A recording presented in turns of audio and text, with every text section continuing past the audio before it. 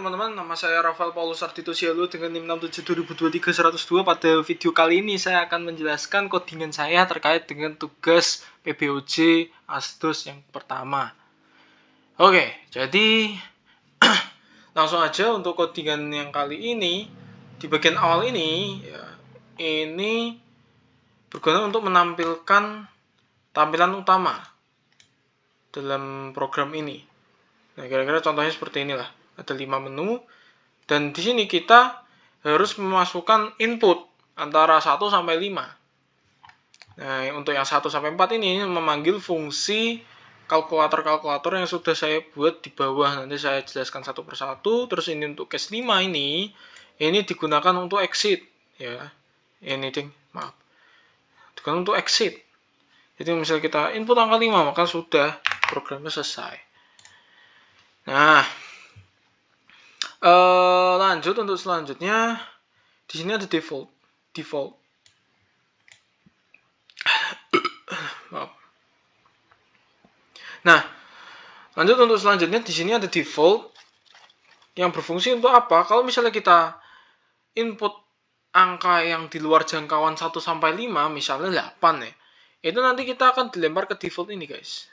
Nah, nanti akan tampil ini, pilihan tidak valid, baru masukkan angka antara 1 sampai 5. Tekan enter untuk melanjutkan, seperti itu misalnya. Nah, kayak gitu. Oke, nah itulah kenapa ada input next line-nya 2 di sini. Biar apa? Biar nggak langsung keluar gitu. Kita biar bisa baca ini dulu gitu. Nah, kalau misalnya kita input huruf, itu beda lagi. Lemparnya nggak di sini, tapi udah dilempar ke sini, keluar. Ke catch ini. Jadi fungsinya catch ini untuk mendeteksi kesalahan input. Misalnya kita input huruf ya. Nah, ini invalid. Kenapa? Karena di sini di ntpil ini, di variabel pil ini itu tipe datanya integer. Nah, kalau misalnya kita input huruf, itu udah salah, kedeteksi di sini. Seperti itu. Oke. Terus ini clear screen ini biar bersih aja tampilannya. Seperti itu. Lanjut untuk yang input pertama, jika kita memasukkan input angka 1, itu kita akan memasuki fungsi ini, prima detector. Gitu. Jadi diawali dengan while, ya. Diawali dengan while. Karena nilainya true, berarti langsung masuk ke blok while. Yang dimana sini ada variabel bilangan prima dengan tipe integer, terus ada check dengan tipe boolean. Terus lanjut lagi ke bawah, kita akan disuruh memasukkan bilangan. Nih, kita disuruh memasukkan bilangan ini. Terus habis itu kita turun ke bawah lagi, dicek apakah bilangan prima yang kita masukkan itu 0 atau 1. Kalau misalnya bukan keduanya, ya berarti ini dilewati atau pass, seperti itu. Kalau misalnya kita input antara angka 0 atau 1, berarti hasilnya nanti false, seperti itu ceknya. Nah, false ini itu jadinya apa? False itu jadinya bukan bilangan prima, seperti itu. Nanti saya jelaskan. Terus kalau misalnya ini pass, kita lanjut ke for ini. Di for ini itu kondisinya dicek dulu. Jadi di sini kita deklarasi i sama dengan 2. Setelah itu 2 lebih kecil sama dengan bilangan prima. Misalkan bilangan primanya 3. 5 aja, 5.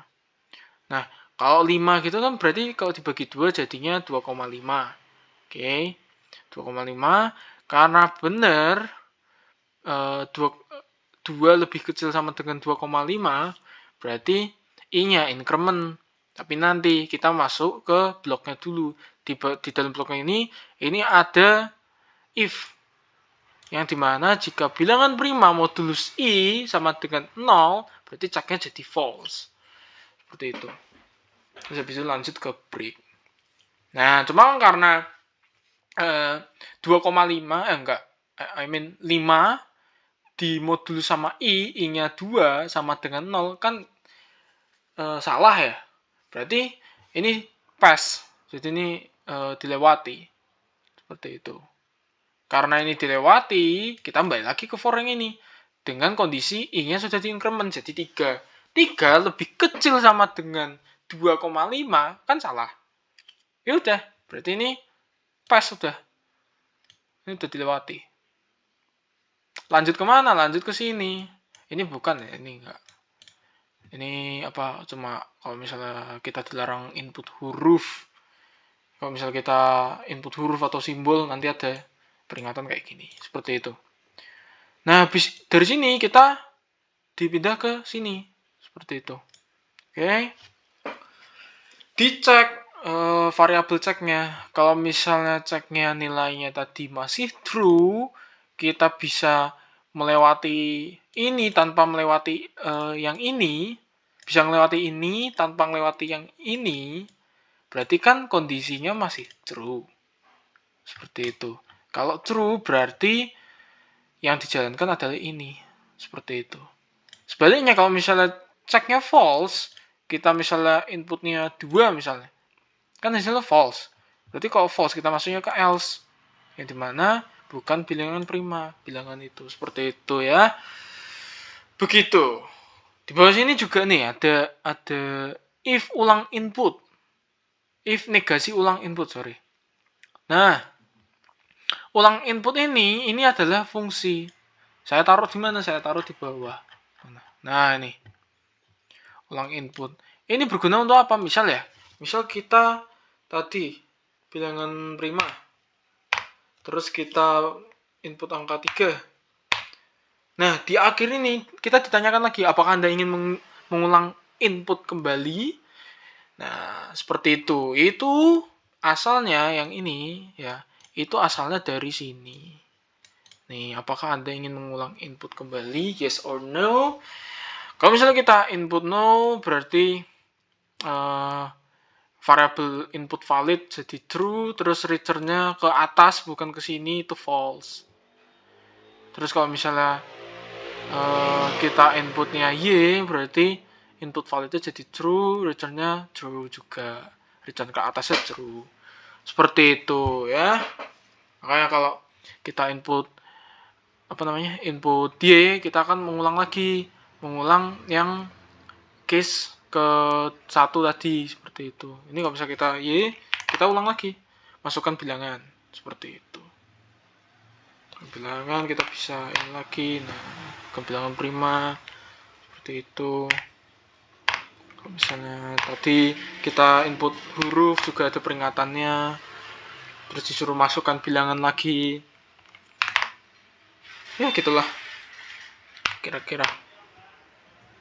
Maaf, bentar. Nah, oke. Terus lanjut ke kalau misalnya kita pas bagian menu awal ini kita input angka 2, kita akan menuju ke case yang nilai rata-rata ya. Nah, di sini nih, nilai rata-rata. Jadi di nilai rata-rata ini diawali dengan variabel ulang dengan tipe data boolean yang bernilai true. Nah, while ulang ini kan sama dengan true, berarti jalan while-nya. Seperti itu. Di sini kita menuju ke blok try.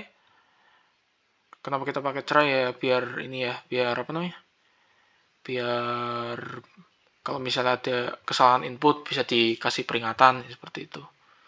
Nih ada ini. Oke. Diawali dengan diawali dengan kita harus memasukkan jumlah murid dalam kelas. Oke. Terus ini suruh memasukkan. Terus kalau misalnya jumlah muridnya itu kurang sama dengan 0, akan ada peringatan bahwa jumlah murid harus lebih dari 0, seperti itu. Jadi kita isi 0 gitu nggak bisa. Nanti balik lagi ke sini. Kita coba ya. Misalnya kita mau input 0. Nah, akan ada peringatan jumlah murid harus lebih dari 0 seperti itu. Jadi kita harus input angka selain 0, di atasnya 0, bukan di bawahnya 0 juga nggak boleh. Nah, terus habis itu kalau misalnya kita sudah memasukkan bilangan yang lebih dari 0, kita akan menuju ke sini. Yang dimana nilai ini itu array. Jadi kalau misalnya nilai ini juga berhubungan dengan jumlah murid ya. Jadi kalau misalnya kita input jumlah murid ini 3 ya, 3, berarti nilai ini itu bisa menyimpan 3 siswa, menyimpan nilai 3 siswa. Seperti itu.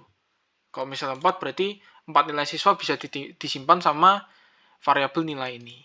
Seperti itu. Nggak bisa kurang, nggak bisa lebih. Seperti itu ya. Nah, terus ada di sini total nilai. Total nilai ini nanti berfungsi untuk menghitung rata-ratanya nanti, biar gampang. Seperti itu. Jadi dikumpulkan satu-satu. Dan total nilai ini nanti kita masukkan ke sini ya. Tapi kita harus melalui for dulu, for yang ada di sini. Yang dimana kondisinya dicek. Kita deklarasi dulu i-nya, i sama dengan 0, yang dimana jika i kurang dari jumlah murid, misalkan jumlah muridnya 3 lah. 3, maka i-nya itu increment. Tapi nanti dulu kita masuk ke bloknya ini. Yang pertama kita mendapatkan tampilan masukkan nilai murid absen nomor i plus 1, kan i-nya 0 kan, berarti i 0 plus 1 sama dengan 1. Oke. Nah, setelah itu nilai, sebentar.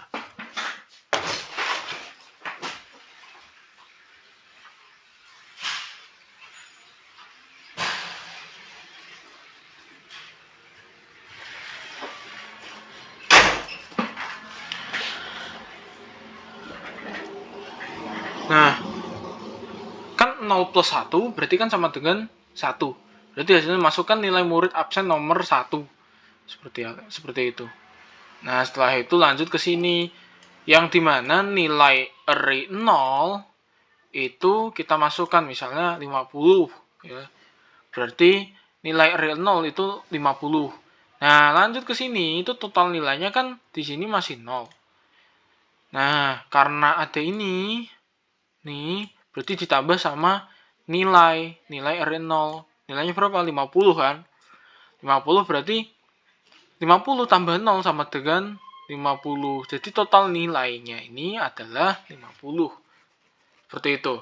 Nah, lanjut nih lagi. Kita akan ulang lagi karena itu sudah selesai kan. Ulang lagi ke for yang ini yang atas. Dicek lagi incrementnya kan. Berarti jadi 1 kan. I-nya jadi 1. I lebih kecil sama dengan jumlah murid. Kan benar. Berarti kan 1 lebih kecil daripada 3. Mengulang lagi, masuk lagi ke sini. Seperti itu. Sampai akhirnya nanti array-nya berarti itu 0, 1, 2. Kan ada 3 murid. Nah, kalau udah dapat 3-3-nya tuh, baru nanti masuk ke sini. Yang dimana rata-rata ini tipenya double. Biar apa? Biar nilainya nanti bisa menampilkan angka di belakang koma juga, seperti itu. Nah, ini rumusnya total nilai dibagi jumlah murid. Itu rumus rata-rata. Terus ini juga, ini yang tadi. Terus ini juga sistem out. Oh iya, ini juga sama. Lanjut, kalau misalnya kita menginput angka 3, kita akan menuju ke fungsi suhu converter yang diawali dengan deklarasi variabel ulang tipe data boolean dengan nilai true. Terus lanjut lagi ke while yang kondisinya sama dengan variabel ulang, nilainya true kan, berarti jalan. Masuk ke blok try ini. Jadi kita di sini suruh memasukkan input suhu dalam bentuk Celcius nanti akan dikonvert ke berbagai macam suhu yang ada.